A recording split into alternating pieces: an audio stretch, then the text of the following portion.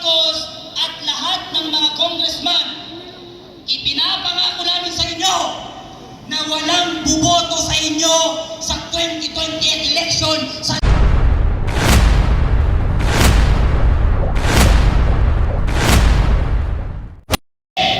takbo. Abante, hindi kailangan ng mga Duterte ang suporta galing sa iyo. At hindi namin kailangan ang suporta mula sa iyo. Bakit? Walang bumoto sa iyo nung eleksyon. Abante, walang bumoto sa iyo. Boy Dila. Gago ang putik. Walang yung bumoto sa iyo. Kaya ka lang naumpo sa Congress dahil inapuin ka ni George Garcia na isang bayarang tarantadong Comelec. Sino nanalo? Oo, meron pa dito isang congressman. Dito lang ba niya si Skinita? Ano pangalan niya? Yung tikulang na buhaya. Ano ang sabi nila kay Recto?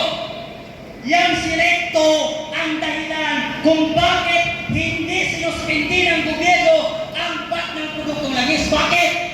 Malaki daw yung mawawala sa ating gobyerno. At Bongbong Marcos at lahat ng mga congressman, ipinapangako namin sa inyo na walang buboto sa inyo sa 2028 election sa lahat ng congressman at kongresista na buboto para ma-impeach ang pangalawang Pangulong si Rodrigo Sosa Duterte.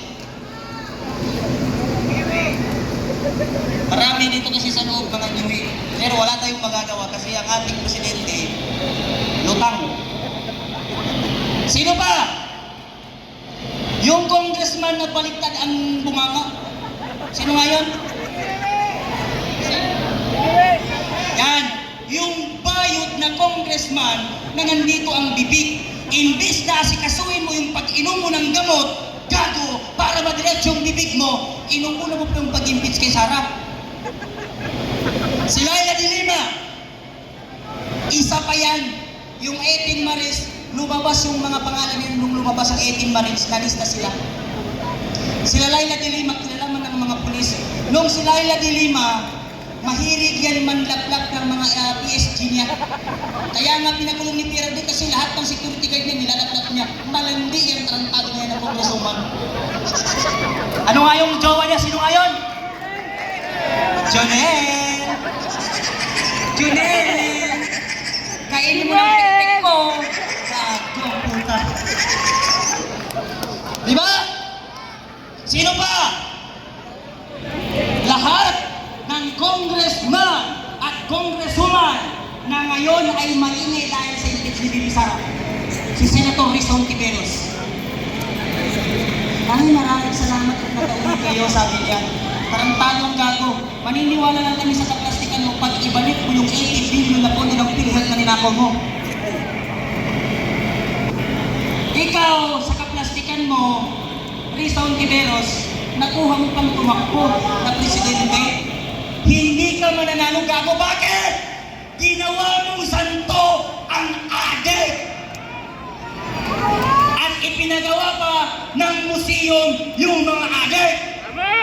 Lahat ng makakaliwa na grupo, anong panawagan? Ipakulong si Rodrigo Duterte dahil sa human right violation. Napakaraming pinatay ni Duterte. Ito yung ginagamit ng mga profesor ng UP Diliman, UP na mga bubog na profesor. Yung imbis na ang tinuturo nila, aralin panglipunan, war on drugs ang tinuturo. Eh paglabas ng estudyante, Duterte, diktador, gago! Bobong estudyante! Yung mga maingay na congressman at senator dahil sa war on drugs, kamakailan lamang 5 pulis ang inambush sa Sharifah Guag. Nasaan ang mga congressman na maingay? Nasaan ang mga senador na maingay sa war on drugs? Bakit pag pulis ang pinatay, hindi kayo nag-iingay? Pero pag addict, lahat kayo bright at matalino. Mga gagong senador at mga bobong congressman.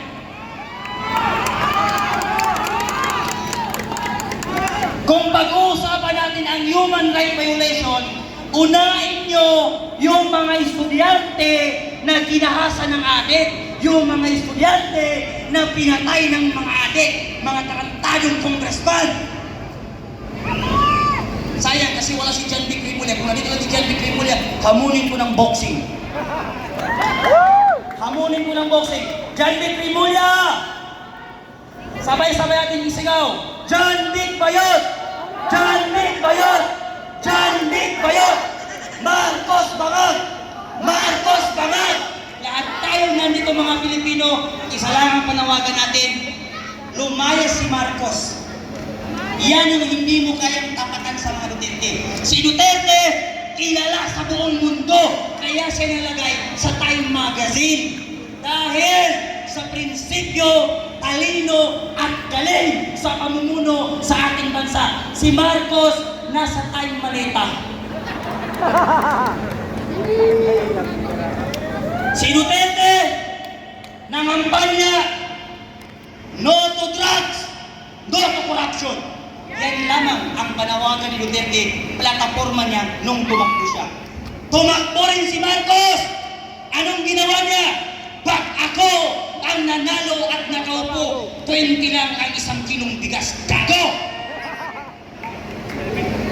Naupo si Bongbong Marcos, ang bigas ngayon, 80 ang shabu, bagsak presyo. Number 1 niya na. Nung sona niya, 5,500 na po ang ating natatapos na flood control project. After niyan, pumunta ng Bulacan.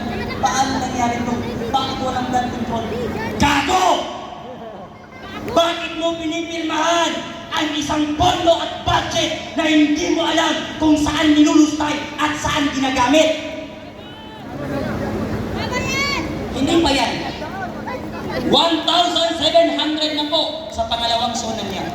Ang ating school na natatapos, ipinatawag yung tarantadong si Vince Dizon sa Senate. Ilan ang school na natapos? Sabi ni Bongbong Marcos, 1,700. Dalawa lang ang tapos!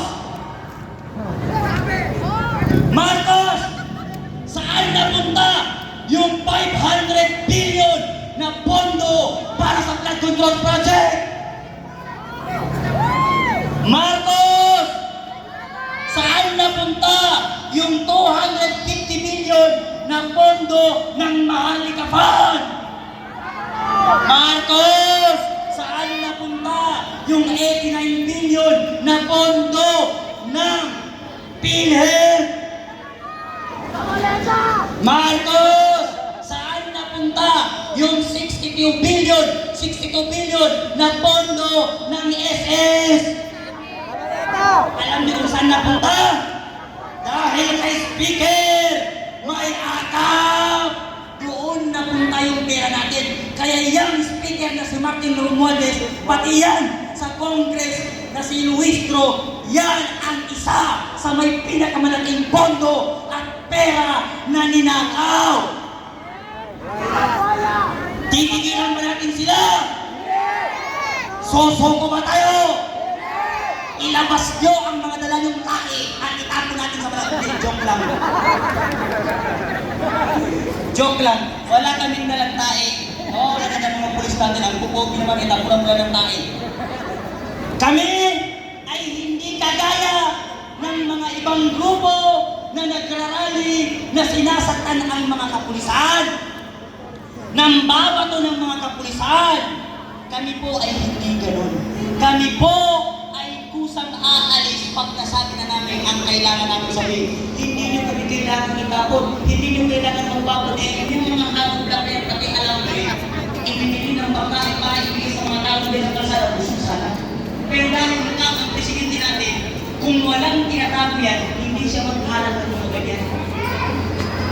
Pero dahil siya ay guilty, kaya siya ay nagbakot.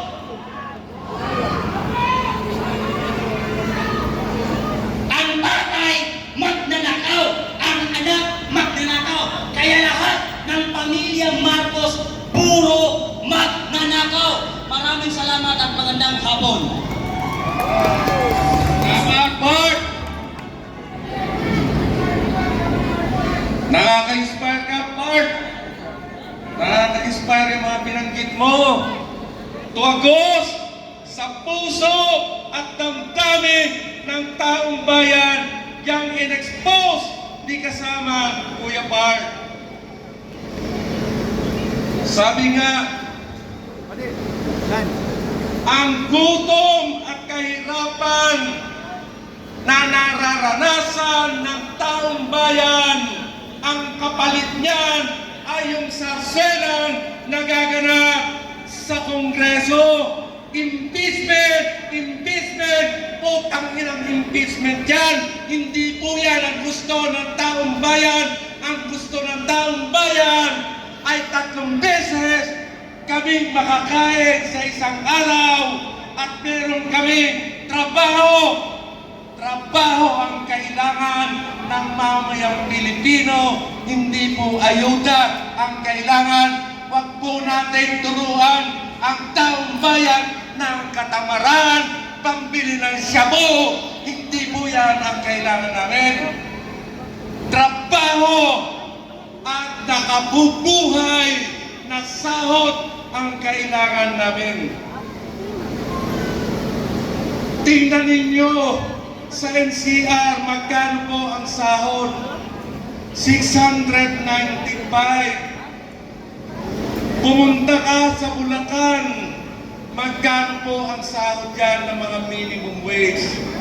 Pumunta ka ng Calabarzon, ang tanong namin sa gobyerno, ang presyo ba ng bigas sa Central Luzon, sa Region 3, sa iba't ibang region, ay di ba pare-parehas? Bakit po ang sahod ng mga manggagawa ay pinaghati-hati, mga kasama? Dahil po pinoprotektahan yung mga malalaking negosyo, lalong-lalo na ang mga foreign investor. Dito kayo maglaga ng inyong negosyo. Bawal mag-union, bawal mag-welga. Yan po ang ginagaranti ng gobyerno sa mga gustong mag-invest dito. Talamak pa, nagbibigay ng trabaho katulad ngayon. May job fair daw. Utangin ang job fair yan. Pondo na naman ng mga manggagawa, pondo ng taong bayan. Makita nyo ang job fair, puro mga manpower agency. Nakakagigil. Mag-ahal ng mga manggagawa. Saan ilalaga? Sa agency. Pagdating doon sa principal, ang sasabihin ng principal, hindi namin kayo empleyado. Yan po ay talamak dito sa bansang Pilipinas. Kaya pinagmamalaki ng gobyernong ito ang patuloy yung kontraktualisasyon sa hanay natin. Kaya hindi po titigil ang hanay ng mga manggagawa hanggat hindi na-abolish ang kontraktualisasyon dito sa ating bansa. Mindanao, magkano ang minimum? 200? Saan mapupunta yung 200 na yan? Kaya nagsisiksikan dito sa NCR ang mga manggagawa ang gustong maghanap ng buhay dito. Pero anong ginagawa? Binibigyan ng trabaho